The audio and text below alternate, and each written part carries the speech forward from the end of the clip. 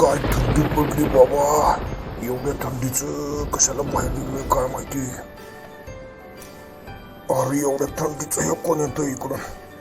अरे कोण आहे हा. अरे हा तर गण्या दिसू लागलाय. गण्या एवढ्या रात्रीचं काय करतोय इकडं. काय रे गण्या, एवढ्या रात्री एवढ्या थंडीचं कुठं निघालायस. काय नाही आजोबा, काम आवरलंय आणि आता निघालोय प्रवचन ऐकायला.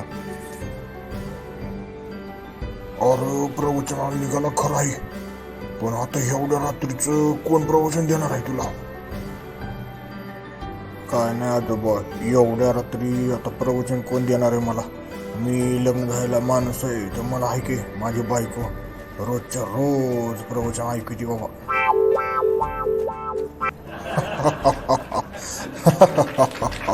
आता जे आमचं झालंय आता ते तुमचं बी बाबा.